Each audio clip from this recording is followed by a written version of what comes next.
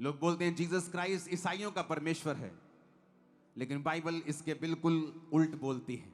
यीशु मसीह ने कहा वो किन का परमेश्वर है। आज आपको मैं मैसेज देना चाहता हूं। आज जो इजराइल देश के बारे में आप सुनते हो, वो इजराइल कौन है? वो देश का नाम नहीं था, वो परमेश्वर के दास का नाम था, जिसका नाम था याकूब। अब्राहम, इसहाक, याकूब के परमेश्वर। और परमेश्वर ने कहा याकूब, अब से तेरा नाम याकूब नहीं होगा, तेरा नाम इजराइल होगा, शुद्ध मन वाला। इजराइल का मतलब है शुद्ध मन। ये एक स्पिरिचुअल कंडीशन है। मैं आत्मिक रीति से बात कर रहा हूं। बहुत से लोग मेरी बातों को समझ नहीं पाते हैं, उसे शारीरिक तरीके से लेते हैं। जब मैं कहता हूं कि हम आत्मिक इजरायली हैं, इसका मतलब हम आत्मिक शुद्ध मन वाले हैं। मैं किसी देश की बात नहीं कर रहा हूं। परमेश्वर ने कहा था याकूब, अब तू इजराइल कहलाएगा, तू शुद्ध मन वाला कहलाएगा। और प्रभु ने कहा है जिनके मन शुद्ध हैं वो परमेश्वर को देखेंगे। पहला कुरिन्थिया 1 उसकी 26 से लेकर 31 तक परमेश्वर ने कहा है कि उसने किन लोगों को चुना है।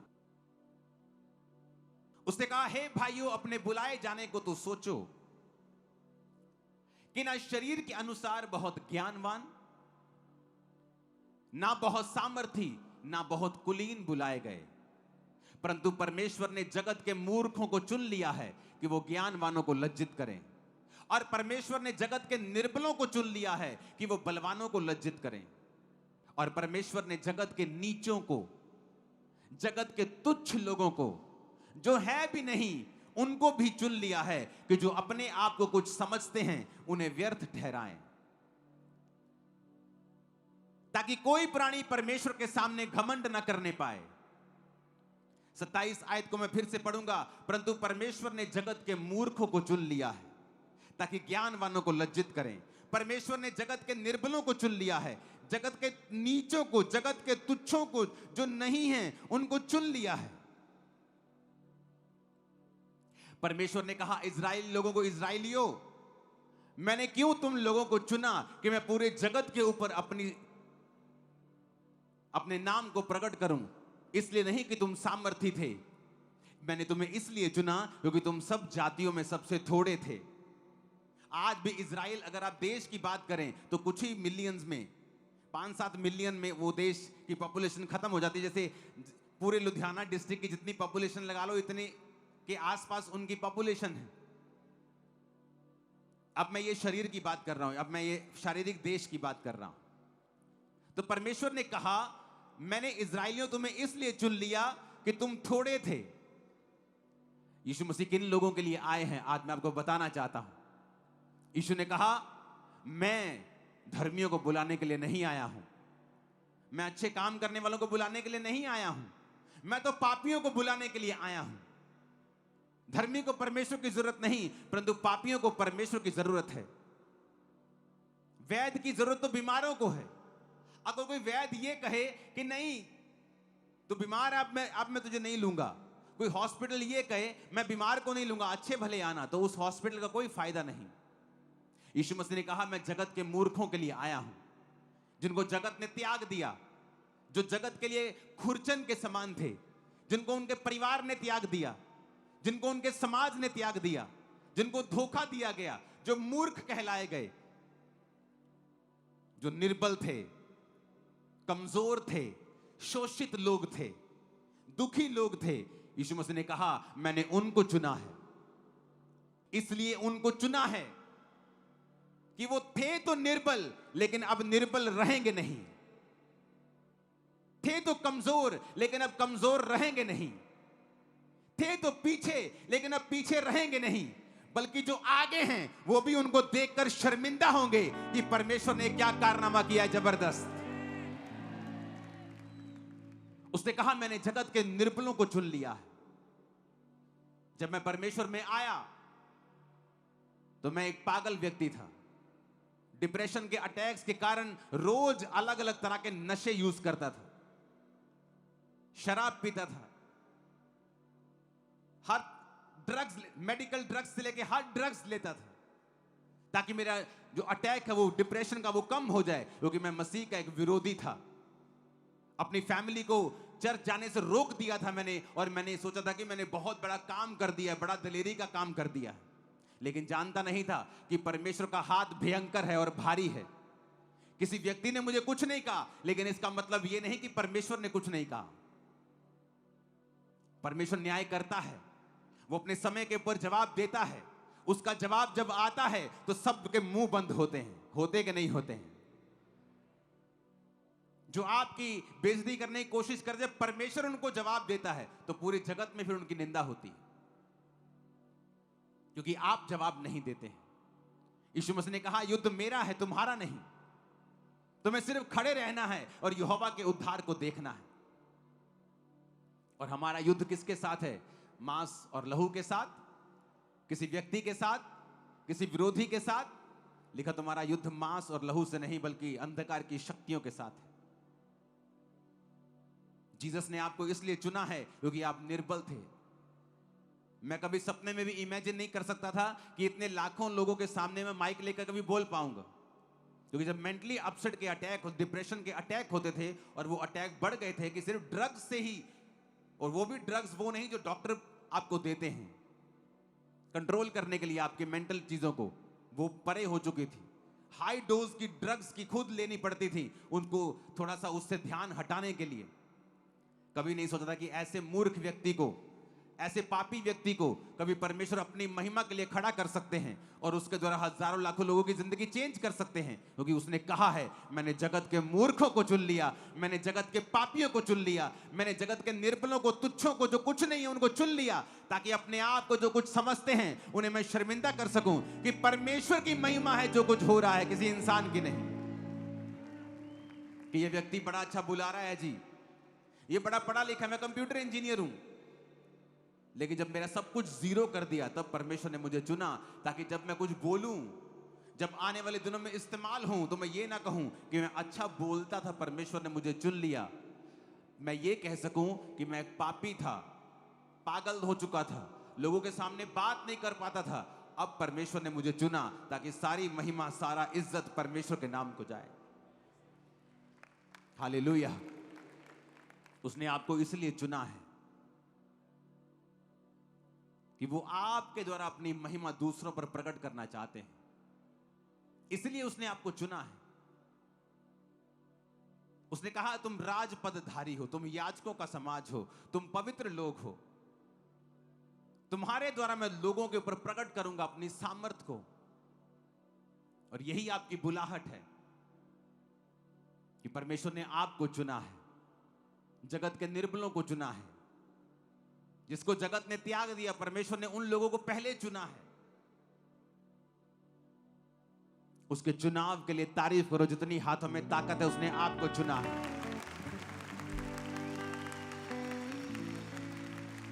और यह परमेश्वर की हॉबी रही है, वो उन लोगों को चुनता है जो बिल्कुल जीरो हैं, ताकि जब वो हीरो हों तो वो ये ना कहें कि मैंने अपनी काबिलियत से इस स्थान को पाया है, वो ये कहें कि परमेश्वर ने मुझे चुना और मेरी जिंदगी को बदला है, ताकि सारी महिमा परमेश्वर के नाम को जाए।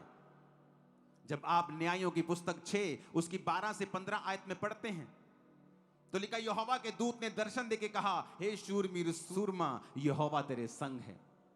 गिदोन ने उससे कहा, हे मेरे प्रभु विनती सुन, यदि यहोवा हमारे संग होता तो हम पर यह विपत्ति क्यों पड़ती। और जितने आश्चर्य कर्मों का वर्णन हमारे पुरखा ये कहकर करते थे, क्या यहोवा हमको मिस्र से छुड़ा नहीं लाया तो वो कहां रहे। अब तो हमको यहोवा ने त्याग दिया और मिधानियों के हाथ में कर दिया है। यहोवा ने उस पर दृष्टि करके कहा, अपनी इसी शक्ति पर जा, तो इजराइलियों को मिधानियों के हाथ से छुड़ाएगा। उसने कहा, हे मेरे प्रभु विनती सुन, इजराइल को मैं कैसे छुड़ाऊं। देख, मेरा कुल मनुष्य में सबसे कंगाल है और मैं अपने पिता के घराने के में सबसे छोटा हूं। अपने पड़ोसी को बोलो, गिदोन की बात को ध्यान से सुन। उसने कहा कि मैं अपने पिता के घराने में सबसे छोटा हूं और मेरा कुल मनुष्य में सबसे कंगाल है। और वचन कहता है कि जब परमेश्वर गिदोन को दर्शन देता है। वो उस समय गेहूं को बचा रहा था, एक जगह छुपा रहा था गेहूं को, क्योंकि फलिस्ती लोग आकर गेहूं चुरा के लेके जाते थे। उनकी मानसिकता को बहुत छोटा कर दिया गया था। उन पर अटैक कर करके, उनको प्रताड़ित करने की कोशिश करके उनको बिल्कुल सप्रेस कर दिया गया था। वचन कहता है कि फलिस्ती लोग आकर सारे बीज को उठा के लेके जाते थे कि इजरायली कभी भी फसल हासिल ना कर सकें।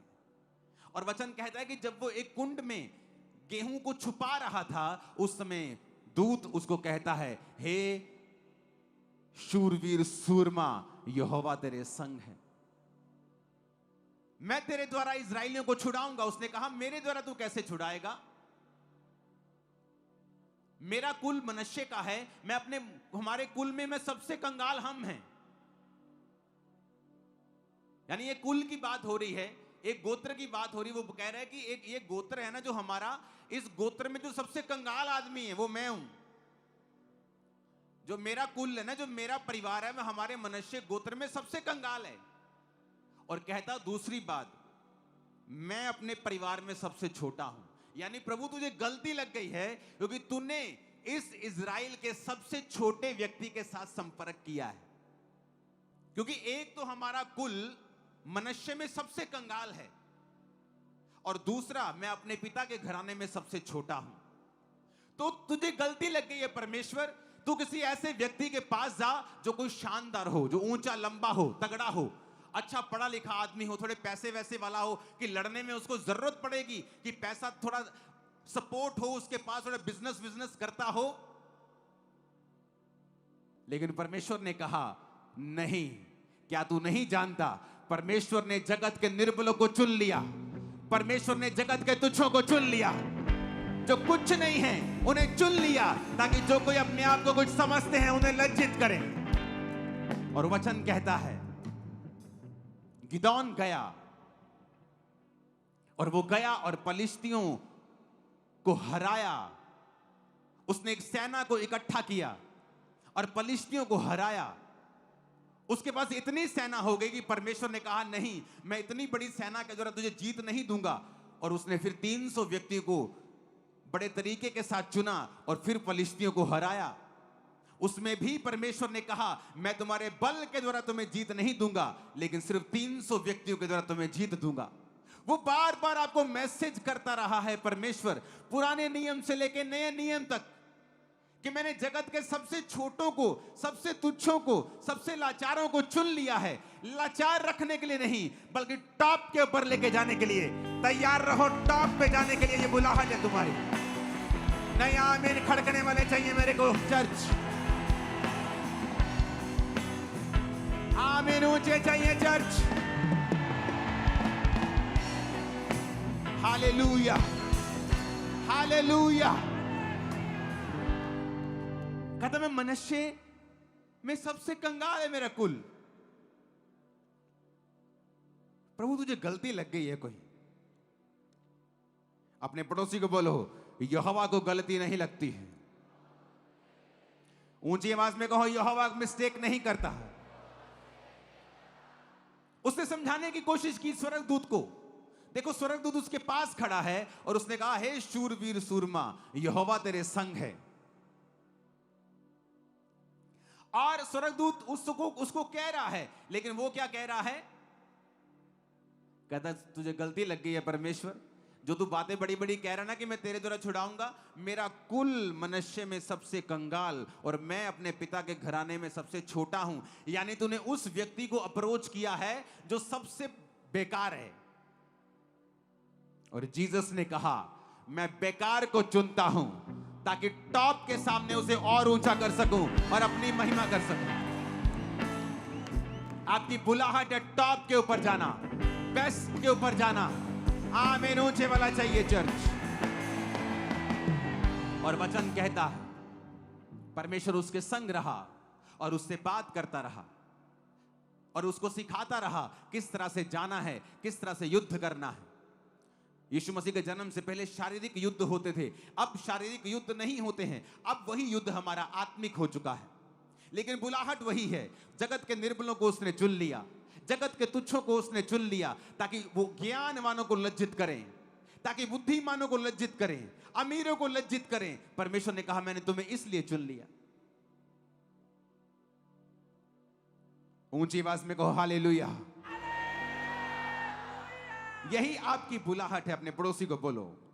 सबको जय मसीह की। मैं जतिन बब्बर और आप देख रहे हैं मसीह परिवार चैनल। जैसे कि आप सब जानते हैं कि मैं इस चैनल पे प्रभु के अलग अलग दासों की वीडियोस डालता हूं, तो अगर आपको हमारा चैनल अच्छा लगता है तो आप इस चैनल को ज़्यादा से ज़्यादा सब्सक्राइब जरूर करें, ताकि आप प्रभु के वचन को सुन सके। वीडियोस को ज़्यादा से ज़्यादा शेयर करें ताकि जिन लोगों तक वचन नहीं पहुंचा उन तक भी वचन पहुंच सके। सबको जय मसीह की। एक बार मैं आपसे दोबारा कहूँगा कि इस चैनल को सब्सक्राइब जरूर करें और वीडियोस को ज़्यादा से ज़्यादा शेयर करें। जय मसीह की।